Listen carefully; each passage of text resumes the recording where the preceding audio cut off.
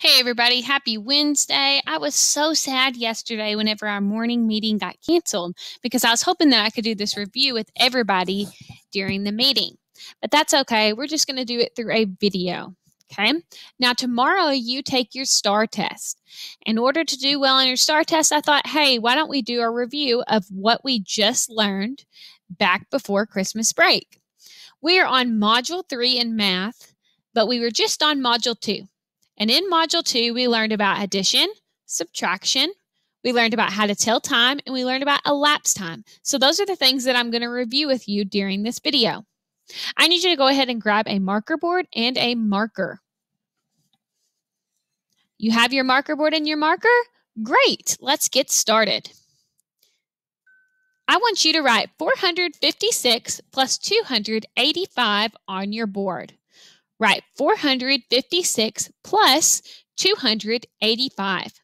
Now here our unknown is the sum. What is the sum of 456 plus 285? Because remember, sum is the answer to an addition problem. We always start in our hundreds, tens, or ones. If you said ones, you're correct. Start in the ones. 6 plus 5 is 11. Hold your ones, carry your tens. Now I move to the tens place. I have 1 plus 5 plus 8. I know 5 plus 1 is 6. I know 8 plus 6 is 14. Very good. Hold your ones, carry your tens. Now I have 1 plus 4 plus 2. Well, I know that 4 plus 1 is 5, and 5 plus 2 is 7. So I got a sum of 741. Now I've got to check, am I right? Is that the correct answer? Let's find out. Whatever you add, you just have to subtract. And you want to end up with this as your difference. Difference is the answer to a subtraction problem. So I do 741 minus 285.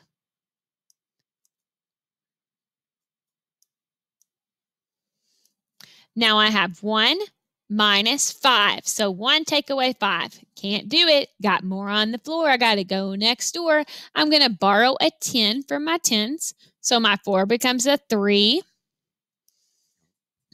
I add 1 plus 10. That gets me 11. So I change my 1 to an 11. 11 minus 5 is 6.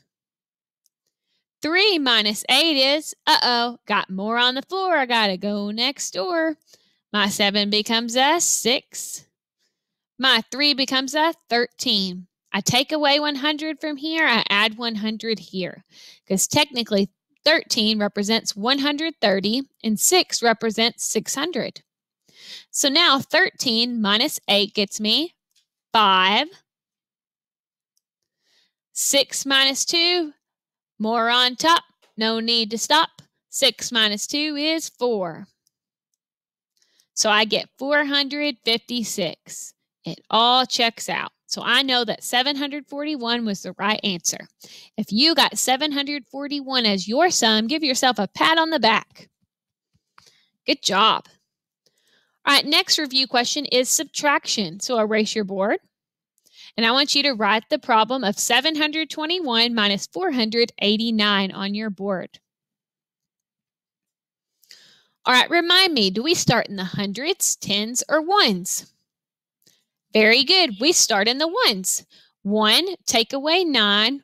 Can't do it. Got more on the floor. I got to go next door. My next door neighbor, the 2 becomes a 1. My 1 becomes an 11. 11 take away 9 is 2. 1 minus 8 is, got more on the floor. I got to go next door. My 7 becomes a 6. My 1 becomes an 11. So if I take 10 from here, I add 10 here. If I take 100 from here, I add 100 here. So now I have 11 minus 8. That gets me 3. 6 minus 4, got more on top. No need to stop. 6 minus 4 is 2. So I get a difference of 232. Let's check to make sure we're correct. So I took away 489, so I'm going to add 489 this time. And I want to get a sum of 721. Let's go ahead and write this on your board. Work this out with me. 2 plus 9 is 11. Hold my ones, carry my tens. 3 plus 1 plus 8. 3 plus 1 is 4. 8 plus 4 is 12. Hold my ones, carry my tens. 2 plus 4 plus 1 gets me 7. So look, it all checks out. So I know that 232 was the correct difference. All right, now we're going to look at time, telling time. So I screenshotted our app that we like to use because I just made a video and this clock started glitching. So I just decided to screenshot some different times. Now remember, the first hand that we read is the hour hand. The hour hand is the shorthand. So we always read the shorthand first. So if I'm looking at the shorthand, it's a little bit past the 11. So I know that my hour is 11. Now I've got to determine my minutes. The next hand I read is the minute hand. Okay, and it's pointed directly at the 4. And remember, these go in increments of 5. So you can skip count to figure out what 4 means. 5, 10, 15, 20. It also has it in small numbers right here. So really, we know that the time is 11:20. If you said 11:20, pat on the back. You're doing great. You have a good memory. All right, the next time we're going to look at is this time right here. Remember, the first hand we read is the shorthand. Looks like it's pointing just a little bit past the 1. Remember, the hour hand has to be directly on or past in order for us to consider it the hour. So we know that this is 1 o'clock because we always read our hour hand first. Now we read our long hand, our minute hand. It's not pointed directly at a number this time. So we're going to have to use those dash marks to figure out what time it is. Well, we know that it is just 1 past the 1. And we know this represents 5 minutes. So we know we can go 5 plus 1, and that gets us 6. So you should have told me that the time on the clock is 1:06. 1:06. If you said 1:06, pat on the back. Good job. All right, the last time we're going to look at is this time right here. Now, this is a tricky one. We got to be really, really careful. So remember whenever I told you guys way back when that the hour hand never stops moving? So when the minute hand moves, the hour hand moves with it. They're a team. That applies here. Now, if you look, it looks like our hour hand is almost on the 10. So it's really closer to the 10 than the 9. But does that matter? It doesn't. It's not directly on the 10. And any time that the minute hand is on this side of the clock, we know that that hour hand is going to get really far away from the actual hour. So you should say that the hour is 9 o'clock because that hour hand never stopped moving, and look how far away that the minute hand is from the 12. So you're going to say that the hour is 9. Now, what is our minute? It doesn't look like it's directly pointed to a number, so it's not going to be a multiple of 5, but we can see that it has the 55 right here, and it's just 1 dash mark past the 55. I know 55 plus 1 is 56, so I know it is 9:56. Now, a lot of people get confused. Why is it 10:56? It's only 4 minutes away from 10 o'clock. That's why it's almost pointed directly at the 10. The only time it directly points at the hour is when it's exactly that time. So at 10 o'clock, it will point at the 10, but at 10:15, it's still moving, so it's a little bit past the 10. Then at 10:30, it'll be halfway between the 10 and the 11. Then at 10:45, it's way closer to the 11 because it's only 15 minutes from 11. That's the same way here. Look how far away your minute hand is. 56 minutes from where it used to be pointing directly at the 9. That's how I know it is 9:56. Now let's do some elapsed time questions. If you want to grab your small clock, if you think that would help you, you can go ahead and grab your small clock. If not, we're going to work them out together. It says the football team tryouts were on Friday. The tryouts ended at 4:50 and the team was announced 25 minutes later. When was the team finally announced? So what I'm going to do is I'm going to write 4:50 down.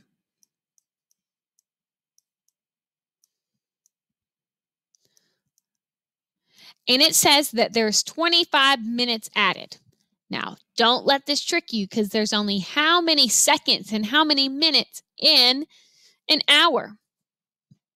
60, you're right. So this number cannot go past 59. You can never have more than 59 minutes when it comes to time. So if I add 25 minutes, well, I can go ahead and add 10 minutes. And if I add 10 minutes, that's going to put me directly at 5 o'clock. Now I have 15 minutes left over because I took 10 from 25. I have 15 minutes left over, so I'm going to add 15. So this would be 5:15 is when the team was finally announced. If you said 5:15, pat on the back. 2 more elapsed time questions. This one's about a superhero. It says the superhero got a call at 8:45 that urgent help was needed. She arrived at the scene at 9:25. How long did it take her to get to the scene? So this time, instead of our unknown being what time did it finally get her, what time did she finally get there, it's how long did it take her? So we're trying to figure out from 8:45 to 9:25. How much time was in between that?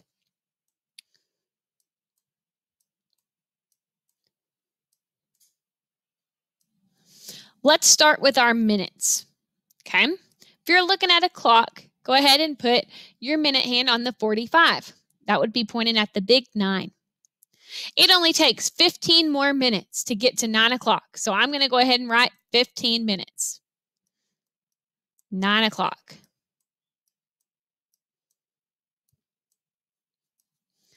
Okay, now I've got 25 minutes that I need to add to it because it's 9 o'clock plus 25 more minutes. So I need to do 15 plus 25. 5 plus 5 is 10. Hold my ones, carry my 10s. 2 plus 1 plus 1 gets me 4. So it took her 40 minutes to arrive at the scene. Depending on where she's coming from, that would be pretty quick. She had to fly across the world.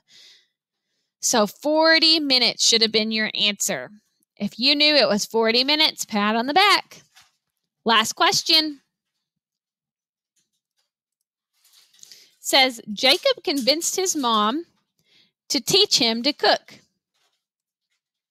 They began cooking on Sunday at 2:15 and cooked for 3 hours and 25 minutes. When did they finish cooking? I'm going to write 2:15.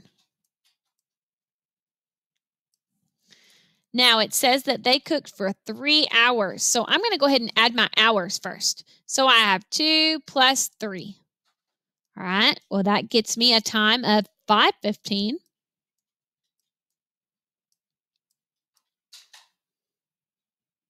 Now I need to add 25 more minutes. So I do 5:15 plus 25. 5 plus 5 is 10. Carry my 10s. 1 plus 1 plus 2 gets me 4. And my hour stays the same because I already added it. So that should get you a time of 5:40. The most important thing when it comes to elapsed time is to always remember that the minutes cannot go past 60, just like the hours cannot go past 12. So always keep that in your mind. Think of a clock as you're thinking of elapsed time. If you have any questions, please let me know. Good job today, guys. See you tomorrow.